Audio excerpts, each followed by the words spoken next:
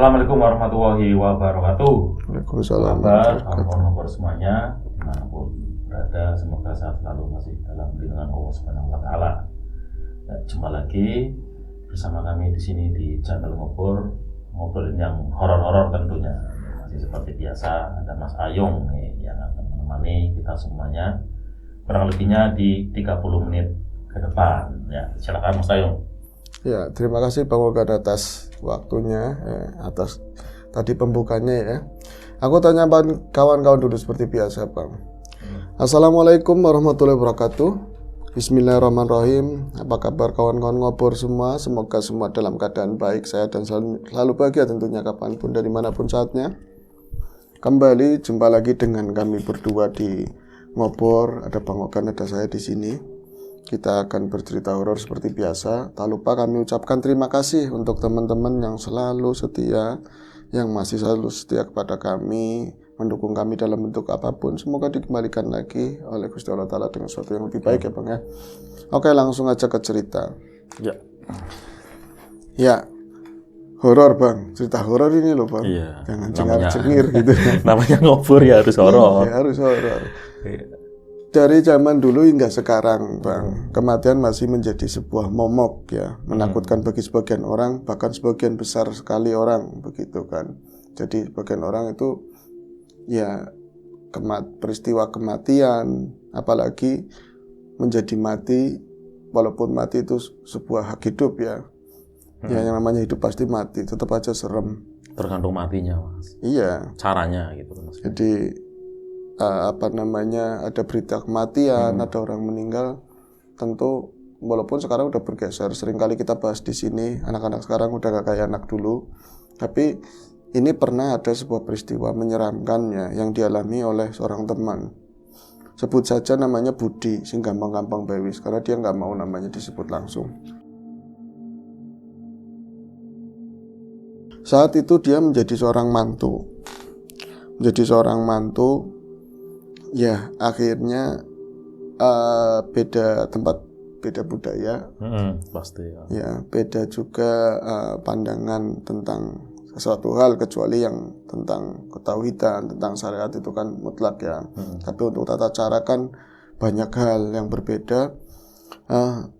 Waktu itu saya itu masih manten baru, kata si Budi.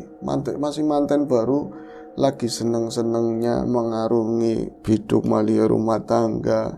Orang yang saya cintai, saya alhamdulillah bisa menikahi. Lagi seneng-senengnya Mas, ibarat orang itu lagi semangat-semangatnya wong bebojoan, wong menikah begitu ya. Walaupun saya nggak tahu nanti setelah uang hasil kondangan habis mau ngapain. Kerjaan saya juga bukan kerjaan yang tetap, kata Mas Budi. Tapi kami berdua bahagia, senang, bisa bersatu, urusan belakangan nanti pikir carry wis, kayak lagu kan begitu. Baru menikah 3 hari itu lagi belah duren ya, lagi seneng-senengnya kayak gitu. Saudara meninggal samping rumah.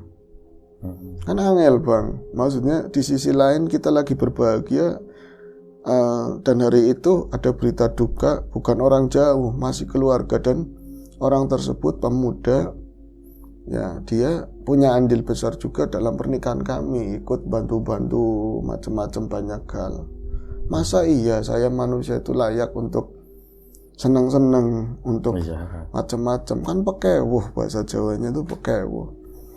Nah bukan cuman itu ya kematian orang, apalagi orang yang baik, kadang-kadang orang yang banyak kesalahan pun namanya keluarga ya tetap kehilangan. Apalagi dia itu tersebut pemuda yang baik, pemuda yang sopan, dia punya attitude, punya akhlak yang baik juga, menyimpan sebuah penyakit yang orang tua pun bahkan nggak tahu, karena mungkin orang tua nggak terlalu kontrol atau gimana. Tahu-tahu hari itu meninggal di rumah. Jadi berita yang sangat mengagetkan sekali buat keluarga. Istri saya aja nangis nyampe nggak berhenti-berhenti, udah kayak adik sendiri, ketemunya kayak sepupuan, begitulah ya. Semua orang lah, hampir semua orang itu kehilangan. Banyak digadang-gadang, sebut saja namanya Anton. Anton itu bakalan nanti kalau misalnya ada dia udah nikah, terus misalnya ada RT yang sedang jabat ini, ya udah waktunya lengser, suruh gantiin karena aktif, karena baik begitu ya cara-caranya, supel, ketemu orang juga baik, sikapnya baik begitu. Tahu-taunya meninggal, itu shock, benar-benar berita duka buat kami semua. Yang bikin tambahan horornya gitu kan, seorang pemuda meninggal pada hari Jumat Kliwon. Jumat Kliwon itu ada di beberapa tempat begitu ya. Itu menjadi meninggal yang sesuatu dalam tanda kutip. Ini bisa dimanfaatkan oleh orang-orang yang bertanggung jawab. Katanya nanti kalau misalnya dikubur, kuburannya tali pocongnya bisa diambil sama orang, nanti bisa buat apa tuh, jimat, bisa buat sesuatu yang nggak baik. Akhirnya pas di kampung istri juga itu ada pandangan seperti itu. Akhirnya kan mau nggak mau ya mas, wong ninggal aja di hari Jumat itu masih di kampung istri. Saya juga takut sama sih, maksudnya hari Jumat entah itu kemakan sama film-film horor dari kecil, kalau malam Jumat Kliwon udah serem, itu kebawa ikutan serem. Hampir semua orang, dan yang paling lucu, bukan lucu sih, saya menghargai tempat, momok itu bukan cuma sama keluarga, hampir setiap orang itu yang biasanya lalu lalang, biasanya apa itu rame lagi payah tahlil tok. Habis itu sepi, hampir orang tutup, warung aja tutup sore. Kayak mereka itu bener-bener yang namanya wong mati sama dengan nanti ada setannya kayak gitu loh. Yang suka nyamar, yang suka apa. Padahal mirisnya mereka juga ngaji apa gitu. Katanya seperti itu. Ini pendapatnya Mas Budi ya, apa yang dia lihat. Nah, setelah itu habis penguburan, tahlilan, itu mencekam, rame waktu itu. Tapi setelah itu orang-orang pada bubar, masing-masing itu banyak diem. Kalau misalnya orang cerita-cerita, walaupun gak pengen cerita, cuman memecah kebuntuan kami yang masih keluarga, masih pada jagungan. Nyatanya masing-masing mungkin berselancar. Ini jangan-jangan Anton ada di mana? Ntar muncul Anton di kebun apa di depan rumah. Banyak yang mikir begitu, banyak berprasangka begitu. Dan memang dari siang pun udah dipersiapkan, nanti di kuburan ditungguin. Cuman di jam sore begitu, paling masih ada orang tua, beberapa saudara yang sudah ada di makam setelah tadi tahlilannya. Jadi ini kan biasanya ada kembang, ditaruh lah, ditoples, ada airnya juga, taruh di depan orang-orang tahlilan di tengah, itu langsung diantarkan ke sana, ke makam. Tapi nanti sedianya di jam 10, mulai jam 10-an, nah, ada beberapa orang yang ditunjuk, dan bahkan ya masing-masing mungkin yang mau ke sana ikut nungguin di makam paling enggak sampai seminggu. Saya lagi pengantin baru mas, katanya. Alah, pengantinnya aku hilang, katanya. Pengantinnya saya hilang masa-masa pengantin itu. Masa iya di sana lagi bergabung, lagi nungguin mayit, saya bercinta, yang orang pantas, kayak nggak pantas. Akhirnya saya termasuk, yang lain laki-laki aja ikut semua, masa saya nggak ikut ya? Istri mah beli sih, katanya biarin aja. Ya nggak bisa, aku nanti jadi capnya nggak bagus, jadi mantu baru kan. Saya berangkat ke sana. Nah, saya pikir, aku kan apa ya? Ada waktu pas pemakamannya itu. Jadi ada yang diantar ke sana, ada yang dijemput ke sini, makanan, persiapan dan lain-lain. Saya itu nggak nyampe ke lokasi kuburan itu persis, jadi nggak ikut memakamin. Cuman ada di depan makam gitu ya. Nggak terlalu fokus. Pas malam datang ke sana ya mungkin sekitar jam 10-an. Ya Allah, beda suasana persis. Bedanya bukan cuma di makam, saat jalan sampai ke makam itu ada sekitar 150-an meter. Tanahnya kan nggak rata. Itu udah serem banget. Saya padahal ya ngapel sih saya itu jarang, memang long distance gitu kan. Tapi beberapa hari lalu menjelang saya nikah kan malam sering riwa-riwi, sering lewat situ jalanan itu. Jalan kampung itu bisa mendadak sepi banget. Terus ada fenomena yang aneh. embun itu turun. Itu memang dataran agak tinggi sih. Sama kan kata Mas Budi, saya belum pernah melihat embun turun langsung dan seolah-olah kayak jarak pandang itu sedikit. Embun malam hari ketemu sama lampu, kayak apa suasananya? Ada kabut-kabut itu. Kabut-kabut, serem banget Mas kayak gitu. Saya jalan itu 5 orang. Ada yang bawa tremos, ada yang bawa tikar. Itu permadani gambal. Nanti buat di sana. Ada yang bawa patromak model lama juga, siapa tahu itu mati lampu. Udah prepare segalanya lah. Saya itu jalan sama aki-aki satu, yang orangnya supel banget. Yang lain pemuda-pemuda mah asik ngobrol sama mereka. Saya tanya begini sama, sebut saja namanya Pak Mardani ya. Pak, niki berarti awake dhewe ngumpul teng mriku, Pak? Nggih, Mas, teng mriku. Tekan esuk, Pak. Nggih, ditunggu nih, Mas. Aduh, padahal saya udah denger duluan bakalan begitu, tapi memastikan loh, siapa tahu sampai jam 1, sampai jam 2 kan masih ada jeda bisa buat pulang. Katanya sampai pagi. Ya wis lah, saya nyerah wis. Pokoknya masalah bercocok tanam nanti wis. Yang penting tanahnya masih gembur, masih bagus begitu kan. Jangan terlalu tegang. Pas nyampe tanah kuburan sana baru di tempat itu ada pagar tembok itu sebatas pinggang begini ya. Yang lain itu kamboja yang udah tua-tua banget. Nisan itu ada kabut memang, tapi bagian-bagian depan itu masih kelihatan, masih nampak dari pemandangan saya. Itu ada lampu agak terang di pas masuk makam. Makam yang seluas itu terang malam hari malah kelihatannya kayak kuburan Pating Trongol itunya loh. Yo.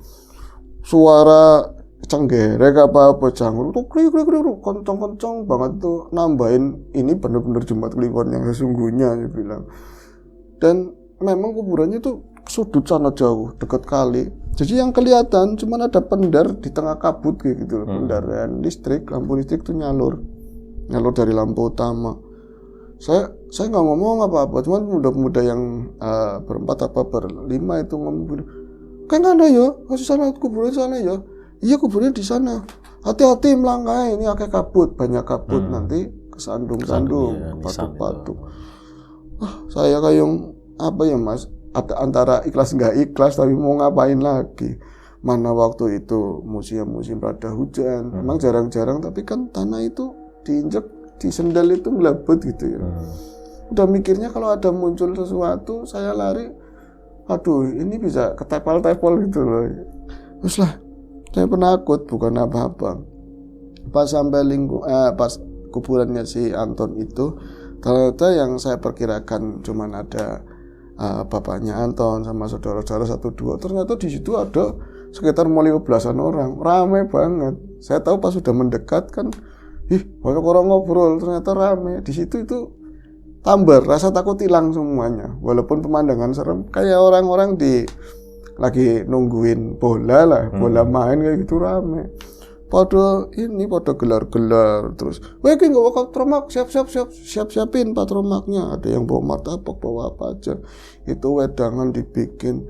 Saya sebagai mantu rada spesial, mantu baru, warga baru kan di apik-apik bang. Lenggane Mas Budi, lenggane. Duduk di situ kan. Saya nggak mau ngadepin ke makamnya Anton. Perasaan mukanya masih ada di situ. Kemarin aja apa-apa, Mas, aku nih siap, apa nih ini? Kan ngirawiri terus, saya ketemu terus. Dia itu kayak ketua panitianya lah, gampangannya seperti itu. Sekarang kok berkalang tanah mati depan saya ya Mas ya. Jangan ngeliatin ke pandangan jauh, serem. Ngeliatin orang-orang aja sana. Saya sampai nyelemong, di sini gaplean boleh apa enggak katanya. Ya boleh-boleh aja, tapi kan enggak ada. Kalau ada yang mau beli itu Mas Budi pengen gaplean. Yang penting melek, jangan sampai ada orang yang berniat jahat. Terus ini loh, sampai mengupayakan, karena konon ya, saya juga pernah dapat cerita dari pelaku untuk mendapatkan tali pocong itu. Bukan dia ke sana terus datang bawa pacul, apalagi bawa kopelko diginiin, enggak.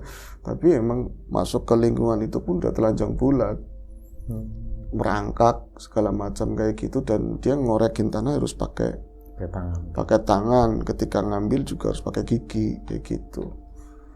Nah, itu lagi pernah diceritain di Ngopur juga, sampai orang itu berhasil. Emang dia juga punya ilmu-ilmu tertentu lah, nyampe bisa mengelabui pandangan mata orang-orang yang menjaga. Seolah-olah nggak ada apa-apa kayak gitu kan. Nah, yang ditakutkan kan terjadi yang seperti itu. Jadi kita ngobrol-ngobrol, mas saya ada mungkin mau 20-an orang. Nah itu ya kayak tetua desanya lah, masih keluarga juga ngomong, amit sewu, cara sininya maaf saudara-saudara semuanya sedulur, ini ngerepotin, tapi kalau misal ya namanya buat ini ya seduluran, takutnya ada yang seperti udah kan berarti pernah ada yang terjadi seperti itu. Jangan sampai terjadi yang seperti itu. Jadi tolong dikuat-kuat. Siapa tahu yang besok pada kerja ya ganti, yang melek lah seperti itu. Nah, pas sudah diomong kayak gitu, maslahat banget yang namanya kopi yang belum habis pun mau dibikinin lagi. Itu kayak ketua penyelenggaranya lah di situ yang paling supel. Lama-lama saya dideketin sama orang tua tersebut. Mas Budi, jenengan iki ketoprak, iki jenengan maunya apa? Saya ditanyain mau makan apa biar nggak masuk angin katanya. Bingung saya, apa mawon Pak? Terserah Pak, apa aja. Ketoprak nih, ketoprak. Itu ada yang jalan berdua sana. Nah kan sebentar kita nggak bisa ngelihat keluar, jadi cuma ada gelap, kabut, ada suara motor. Nggak lama balik lagi. Ya lama sih, bukannya nggak lama, ketoprak kan lama dibikinnya ya. Udah nyampe, makan rame-rame kayak di warung lesehan. Lupa semuanya kalau di situ ada mayit baru. Serem pun hilang. Setelah itu katanya, setelah itu Mas Ayung, inilah orang mungkin yang dinamakan lagi seneng ngedok. Kalau lagi seneng, lagi makan-makan, itu pada seneng-seneng rame. Satu-satu orang itu, ada yang satu mau ada perlu, ada yang namanya anaknya rewel, bayi begini, istrinya takut, satu pulang, yang satunya ikut, ada juga yang namanya mau masuk malam. Macam-macam alasannya. Tinggal sekitar 7 orang sisa. Nah saya kan kudaning tambah sajuwil, tambah sedikit. Lampu itu dilalai, listrik itu mati. Mati itu bukan mati lampu, di situ aja yang mati, lampu yang di depan itu enggak. Tapi kita enggak prepare bawa ini lampu cadangan, dan enggak ada yang mau di situ. Itu rombongan penakut yang masih melek. Jadi enggak ada yang berani keluar itu beli lampu, dan untuk jam-jam mungkin jam-jam 11, setengah 12 mana ada yang buka, kecuali di kota gitu kan. Kita kan masih desa pelosok begitu ya. Akhirnya letak-letik saya makanin kacang, ngelihat di sudut sana, ngantuk. Di sana juga diem aja, lama-lama nyender di nisan batu itu, lama-lama ngantuk juga nih orang. Saya pikirkan bener, pelek bisa kayak orang kenang sirup, jatuh satu-satu pada tiduran. Saya bilang hebat juga nih orang, pada di makam yang seluas ini, banyak kabut serem, tapi kok nggak ada yang takut tidur. Ngorok kalau misal tidur pura-pura sih pada tidur. Pulas berarti ya, kayak nyaman gitu ya, senyaman itu ya. Nyaman banget.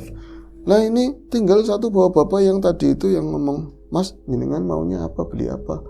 Itu ngomong sambil, kalau misalnya sampean hampir kayak gitu, mau bikin kopi nambah sendiri Mas, itu sambil ngantuk. Jangan-jangan mau tidur juga. Saya daripada saya dihianati terus dia tidur, saya ngomong, Pak, siapa tahu jenengan mau tiduran. Belum selesai ngomong jatuh blek tidur. Mulai jam 12. Makam seluas itu bukan kampung saya. Dengan saya nggak pernah tahu cerita di situ itu ada momok mistik apalah ya, kuburan apalagi, biasanya kan ada cerita-cerita seru. Saya orang jauh, hanya seorang mantu tengil dewekan sendirian ya. Ngerokok, ada ini asapnya ngerokok sama kabut nyampur. Jadi orang tidur di sana, badannya itu kelihatan, kepalanya enggak, kayak tambah petang, tambah mulai turun sih kayak embunnya, mulai gelap banget. Untungnya saya prepare pakai jaket itu double lah. Ada kaos lengan panjang, ada jaket masih dilipat sarung, celana panjang, saya bukas kaki. Tapi itu bisa menyingkirkan rasa dingin, nggak bisa menyingkirkan rasa takut. Yang sendirian, saya mau bangunin mas, jangan bangun, jangan tidur mas, saya nggak enak kan. Mereka juga pules banget dan kayak nggak lumrah, tidurnya itu nggak lumrah. Lepas saya lagi gelisah, lagi-lagi berdiri. Kalau saya berdiri, seolah-olah saya melihat banyak yang berdiri juga gimana, perasaan sendiri ya. Duduk lagi, madep sini, Anton meninggal begini-begini, nah baunya kayak gitu, ngadep ke sana. Pohon bambu semua, ada juga rumah keranda. Gak enak. Gelisah saya, merasa saat itu jam itu nggak pernah jalan sama sekali. Detik-detik itu lama sekali lah. Saya cuman berharap ya Allah, gagian esok cepetan pagi. 4 bulan aja nggak ada, bener-bener gelap banget lah saat itu. Nah, lagi saya itu ketakutan kayak gitu. Letak, ada suara itu. Letak. Apa ya, kayak semacam batu yang dilemparkan tapi nggak di tempat saya, mungkin berapa meter gitu ya. Kayak suara batu. Saya sempat astagfirullahaladzim, cuman nggak keras, nggak ada yang goyang sama kali. Orang-orang itu mah yang di situ. Saya ngomongnya, Ton, apa ya Ton? Buat ngusir rasa takut, ngomong sama Anton yang udah meninggal. Apa ya Ton? Semisal kamu itu masih ada Ton, masih ada sama kami di sini. Kalau misalnya ada setan situ yang ngomong, itu kan udah mati juga digituin ya. Lucu-lucunya begitu, saya sampai teracau sendiri. Letak satu, pas nggak lama lagi bunyi lagi, letak sama segitu bunyinya, suaranya segitu dan mungkin semacam batu kecil. Dan kali ini itu ngelemparnya nggak jauh dari ini tempatnya Anton, ya paling 1-2 langkah lah di tempat samping saya itu. Cuman nabrak nisan yang sebelah mana, batunya itu melinding ke depan saya. Saya pegang asli batu, yakin mas, batu kecil lah, ya segini seruas jari. Langsung nyamplung siapa ya, saya bilang begini, yang lempar siapa? Ini masih dipegang, ada yang lempar lagi, dan itu nabrak daunnya Kamboja itu loh, katak gitu, tak. Itu kalau misalnya dilihat dari arah lemparannya, itu dari arah bambu. Jadi itu kan karena memang pojokan di sana kali, di situ ada bambu. Dan kalau sudutnya saya urut-urutin berapa derajat lemparan, itu dari atas. Mana ada orang iseng-iseng dari atas terus ngelemparin bambu begini. Ini pasti kerjaannya memedi, ini kerjaannya saya tanah seperti itu. Kalau misalnya taruhlah ada orang iseng dari seberang kali itu lebar, jangkauan lemparan itu, terus ngapain, motifnya buat apa, nakut-nakutin. Saya juga nggak mendapatkan, walaupun samar-samar ya di seberang kali sana itu nggak ada orang sama sekali. Saya lagi ngeliat kayak gitu, tapi dia nggak mau ngenain saya, nggak mau katanya. Jadi kayak semacam ngasih teror, petak kayak gitu, kena gelas batu itu kalau harusnya pecah. Enggak pecah, gelasnya cuma goyang doang, bunyi keding gitu kan. Waduh, udah mulai kalau dikasih musik backsound itu, seremnya kayak apa mas. Saya sebenarnya cuma ada 2 pilihan. Saya bertahan dengan semua ketakutan atau pulang lari. Tapi lari itu ya sama juga takut, soalnya ini dari pojok pol ke makam sana aja jauh banget, belum lagi dari situ ke rumahnya. Ini jam 1. Ya kalau di sini saya takut-takut masih ada yang bantuin bangun atau gimana. Kalau saya bertahan. Pas itu saya baca-baca sebisanya dari surat-surat pendek yang saya hafal. Saya diem, pura-pura kayak wong sakti, duduk begini ya. Semakin saya konsentrasi semakin takut. Akhirnya gosok-gosok, itu ada daun-daun kering, saya bakar-bakarin, kertas gorengan segala macam dibakarin. Lumayan anget, tetap aja takut mas, tetap. Itu lagi kayak gitu, ada bau yang beda. Ini bau kertas bekas gorengan, terus ada yang ketumpahan kopi, itu kan bau kopi. Kenapa baunya jadi bau singkong? Kenapa baunya jadi bau singkong, kayak singkong dibakar? Angel ini. Saya punya pengalaman tongkrongan sama teman-teman di kampung saya mas. Kalau misalnya ada bau singkong bakar, katanya di situ ada sosok genderuwo datang. Persis ini ya, dari tadi tuh nggak ada ini, ada bau seperti itu. Harusnya tadi aja bau kopi kan bisa nambahin bau yang lainnya. Bisa kalah sama bau itu, semakin lama semakin dekat, semakin kencang. Itu saya tak tepiskan semua. Dari ceritanya itu mau pati mau urip saya ada di sini berjihad jawabannya ya. Ceritanya seperti itu. Pokoknya di situ pokoknya saya nggak mau kemana-mana, nggak ada pilihan lain. Itu nggak lama api itu nyusut, tinggal ada bekas bara yang ketiup angin itu, kelip-kelip kecil. Itu tahu-tahu ada suara gini, ada suara kayak gitu.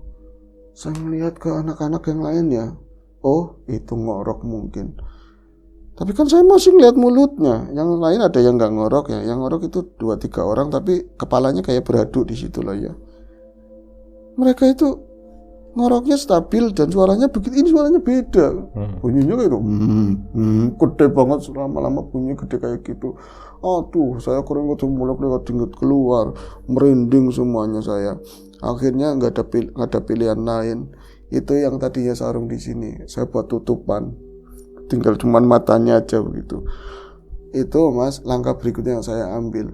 Saya itu ngeringkuk di tempat saya lega. Saya gabung ke tempat itu sama yang ngumpul itu kan, biar kalau misalnya ada apa-apa ya bareng-bareng kena semua.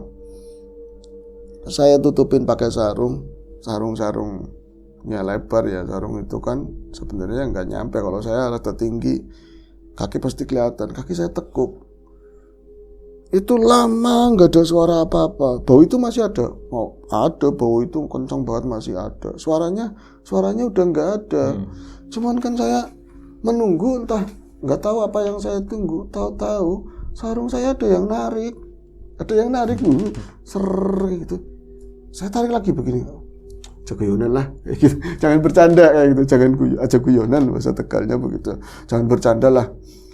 Saya kasih sampai begini, ketutupan kecil banget, sampai tangan saya ketarik begini, ditarik benar-benar, sarung itu ditarik, dan itu mulai ada suara ditarik. Saya bukan berprasangka itu makhluk itu yang suara itu yang narik ya, tapi siapa lagi yang ngomong, kami cuman segitu orangnya.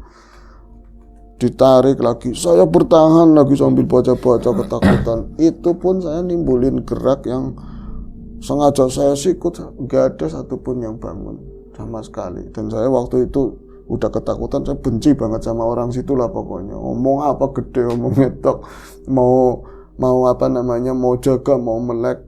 Bahkan mereka tuh, kalau Mas tuh temenin katanya. Padahal tidur kayak gitu, udah kenyang pada tidur. Saya itu akhirnya ditarik lagi, satu kali lagi ditarik. Saya kasihin, sarungnya bukan, sekalian sarungnya ditarik, sarungnya dikeluntung sekalian. Saya cecek sarungnya. Itu kerasa memang dari ya masih ada tutupan sekecil sedikit begitu ya, dia di bawah lutut itu ada yang narik. Dan setelah itu baunya nggak ada. Saya kan aneh kan ya, kok baunya nggak ada. Saya mulai bangun, oh sarungnya, dia mau minta sarung saya, mungkin hantu itu minta sarung saya. Tahu-taunya sarung itu ada di atas pohon Kamboja. Itu mungkin ada berapa langkah dari tempat saya, itu di atas posisinya. Baru tadi loh, nggak ada langkah orang, nggak ada apa, cuma ada suara itu.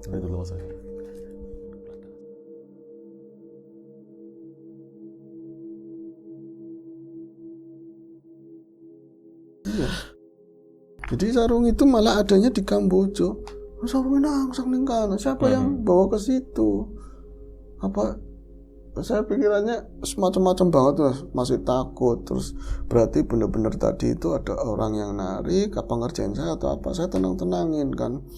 Saya duduk bikin kopi lagi ini aja belum habis. Saya bikin yang baru dari termos kan panas. Letak-letik makanin kacang, kerupuk ganti-gantian, pokoknya nggak mau diem saya ya. Tak tendang-tendang samping kiri kanan itu biar pada bangun. Nggak ada hasil sama sekali.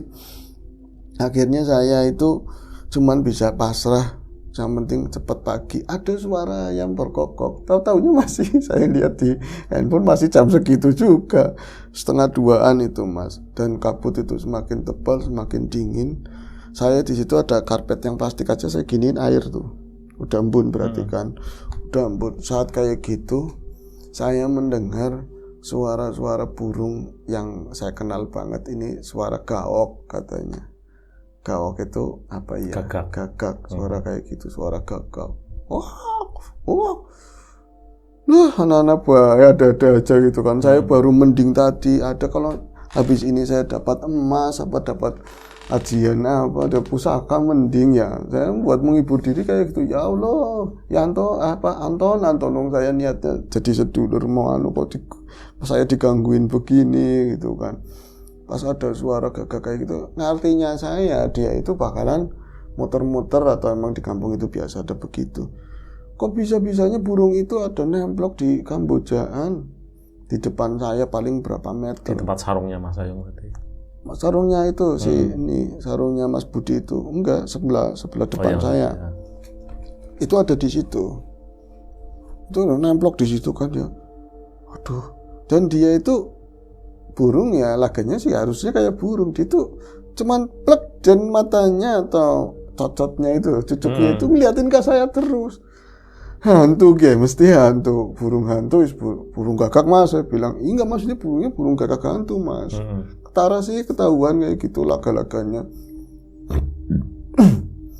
Jadi saya mana lu nggak jaluk kacang, minta apa, saya lempar-lemparin itu nggak bergeming sama sekali. Dan saya akhirnya melihatnya ganti ke arah sarung ke sana. Habis itu ada sesuatu lagi di balik sarung itu kan tadi sarung saya warnanya hitam, saya senangnya yang hitam gitu ya, ada garis-garis sedikit. Kok ada warna lain di situ, ada warna lain tapi di balik sarung itu kan yang namanya Kamboja kadang ada yang memang lagi gembel begitu ya. Sarung itu nutupin, di balik sarung ada warna lain. Lah apa maning gue, apalagi itu saya pikir plastik tadi orang-orang itu bawa jajan atau apa, warnanya putih. Pas saya tegesin kok diem aja ya. Akhirnya karena memang gak jauh sarung itu saya tarik, emang dingin lumayan, lagi sarung mahal itu Mas. Nanti malah hilang, lupa ya. Saya bangun berapa langkah saya tarik begini. Nah pas saya tarik sarung itu sosok putih itu lebih ketahuan banget. Itu ternyata buntelan. Itu buntelan tapi untung nggak kelihatan seutuhnya. Kayak orang tuh buntelan kan biasanya utuh begitu ya. Apa kaling-kalingan daun-daunan apa di sebelah sananya. Saya ngeliatnya kayak segini, terus di sini tuh nggak jelas. Cuman nggak ngadep ke muka saya. Itu baunya udah nggak enak banget lah, kayak lapuk-lapuk bau tanah basah semacam kayak gitu. Sampai nggak lari Mas. Saya nggak bisa lari lah ngeliat kayak gitu, udah saking ketakutannya. Saya terjerembab ke belakang, untung nggak jatuh di nisan kayu ya, nisan orang. Saya terjerembab jatuh, dan di situ, nah Pak, ada yang ngomong seperti itu. Nah apa, keke, saya ngomong asal itu ada yang namanya Amin, ada yang namanya Supri Los. Itu Pri, anak-anak buntelan pi, anak kayak gini anak sih. Saya ada seperti ini. Mana? Nggak ada. Saya ngeliat itu nggak ada. Bener-bener kayak ngilang atau apa. Saya akhirnya cerita sama yang samping saya itu duduk. Jadi dia itu ungkur-ungkuran gigir loh. Saya madepnya ke sana, dia itu madepnya ke sana, kata si Mas Budi. Dia madepnya ke sana. Saya ngobrol tang lama. Tapi yang ngobrol saya terus. Dia cuman, oh iya. Nah ini mungkin sebelum jam 3-an. Lama lah, saya ngerasanya lama ngobrol sama si tadi, siapa itu yang namanya Supri atau namanya siapa ya, Amin. Pas saya perhatikan, orang ini kok bisa aja nggak ngobrol, yang ngobrol saya terus gitu kan. Saya mulai ngeliat ke samping gitu, dari pundaknya, astagfirullahaladzim, kelambine loh, bajunya itu kayak baju yang kemarin bantuin pengantin, kayak kelambine Anton. Kayak bajunya Anton loh, kotak-kotaknya banyak. Terus saya tuh padahal senderan, tapi dari tadi saya memang ngepong, rasanya itu nggak nyender dan dingin, di bagian belakang itu dingin. Tapi saya nggak negur, tapi semula takutan semuanya kan, ketakutan semuanya. Terus kamu sih dari tadi nggak tidur, udah mulai terbata-bata kan, dari tadi nggak tidur. Dia nggak jawab. Kamu mau bikin kopi apa? Bikin apa nih? Teh apa? Saya kan di depannya udah tremor segala macam ya. Katanya enggak. Cuman jawab kayak gitu kan. Akhirnya saya mau memastikan, ya takut prasangka saya benar itu ternyata arwahnya Anton atau siapa lah yang nyamar jadi Anton. Saya takut. Saya cuman bisa ngelirik sebelah kanan sama kiri. Saya hitung orangnya ada jumlahnya berapa.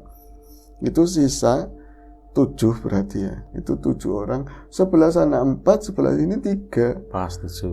Pas, ini siapa? Ini siapa? Wis pasti Antone. Saya bilang akhirnya begini, saya bangun, kata si Budi, saya bangun dengan sekuat tenaga, dengkul yang lemas banget, dan itu berbarengan di sana. Di di depan, mungkin area pintu masuk itu ada cahaya, ada lampu atau apa, mungkin ya ada orang datang lah, ada orang datang, keluarga lagi atau siapa yang kasihan sama kami atau apa. Saya bilang, "Woi," saya bilang kayak gitu, kata Putih, "Woi," saya ngelambain tangan, padahal saya tahu kan gak bakalan lihat. Saya bangun, terus orang itu datang, orang-orang itu ternyata memang ada keluarga yang lain orang situ, jadi masih aparat desa lah. Saya tanya, "Maaf nih baru menet, baru kesini, baru sempat kesini. Tadi ada rapat nyampe lama. Itu pagi rapat apa ya? Mau jam 3. Kamu sama siapa?" "Ya itu yang lain pada tidur semua." Terus saya nengok ke arah belakang, itu nggak ada orang yang senderan yang bajunya kotak-kotak belas. Sama sekali itu nggak ada, cuma ada bertujuh pada tidur semua. Saya akhirnya ditanya-tanyain sama tadi bapak-bapak tadi itu berdua, saya nggak bisa jawab apapun, ya cuman, "Pak, tadi anu saya itu angel banget." Saya jadi pertanyaan itu sampai sekarang, tapi dalam hati saya entah itu korinya Anton atau sapanya Anton, itu dia yang saya tadi ajak ngomong. Tapi mending sih dapat teman. Iya dapat teman itu sampai jam 3. Akhirnya ada, lah ini ketika mereka udah datang, pada bangun satu-satu, "Papa," salaman segala macam. Saya bete banget. Habis itu saya besok-besok saya nggak mau berangkat lagi, kan itu 7 hari. Jadi besok alasannya meriang, tapi orang-orang paham mantan baru kayak gitu kan. Akhirnya hari ketiga saya ikut, jam 12 pulang. Itu bukan karena apa ya, saya nggak mau nyampe pagi, tapi keluarga paham lah, mantan balik lah, mana mantan balik. Saya bahagia, padahal enggak, saya nyampe pagi nggak, padahal memang seneng disuruh pulang. Tapi katanya nggak ada cerita apapun, cuman dia yang ngalamin. Pas hari itu ya. Hari itu aja sih ceritanya. Itu harusnya tanya tuh sama Mas Anton. Apa itu? Itu sarungnya mereknya apa? Senang gitu loh, demit itu. Iya sih. Mas Budi itu sarungnya mereknya apa gitu. Saya pernah ngalamin situasi kayak gitu 2 kali. Dulu waktu masih remaja lah, masih muda, di bawah 20 tahun. Itu seremnya kayak apa. Dan sering jadi tumbal, artinya tumbal buat melek, dijamu macam-macam, tahu-taunya lain-lain pada tidur. Iya, pernah. Itu aja sih kalau ceritanya. Ya emang kalau mengalami kayak gitu kayak apa ya Mas Ayo, malam yang panjang ya gitu, dibayangin itu. Mestinya iya. Ya itu saja, ternyata udah 30 menit lebih ini, lumayan lah. Ya semoga bisa menghibur kita semua. Sampai jumpa di ngobrol selanjutnya, mungkin masih sama saya atau sama Mas Siram Biru. Itu saja, dan kami akhiri. Wassalamualaikum warahmatullahi wabarakatuh.